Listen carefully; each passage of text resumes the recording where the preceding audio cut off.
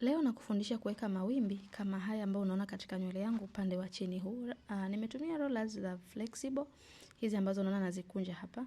Nitachukua roller yangu na kwenda kuisokota nywele yangu kwenye upande wa mikia hapa. Hakikisha unaikaza vizuri, sasa usilegeze sana. Wakati nasokota nywele hii naomba nikukumbushe, jina langu ni Farida Othman kutoka Farida Beauty Academy. Kwa mafunzo bora ya saluni kwa ujumla, tunapatikana Dar es Salaam Tegeta Nyuki. Tunafundisha kusuka nywele aina zote, tunafundisha mambo yote ya saluni. Ada zetu kuanzia shilingi 300 mpaka shilingi 600. Chuo kimesajiliwa, hosteli zipo kwa wale ambao mnatokea mikoani. Karibuni. Namba zetu ni hizo ambazo unaona katika screen.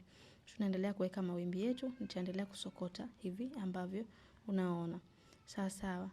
Haya. Baada ya hapo hakikisha una maji ya moto pembeni. Unaweza ukapasha kwa kutumia hita au ukapasha kwa kutumia kuni, mkaa, vyovyote tu. Mimi nahitaji tu maji ya moto. Hakikisha maji yako ni ya moto vizuri. Sawa sawa.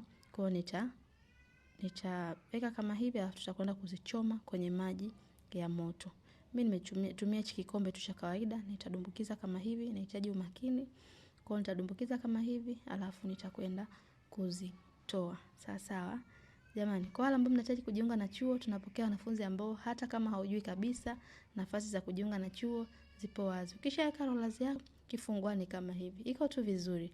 Sasa kwa mawimbi haya unaweza kuweka kwenye knotless, kwenye yebo, kwenye cornrow, kwenye nywele yoyote ambayo unahitaji kuweka mawimbi. Rasta nimetumia kutoka Darling Tanzania, zinashika mawimbi vizuri sana.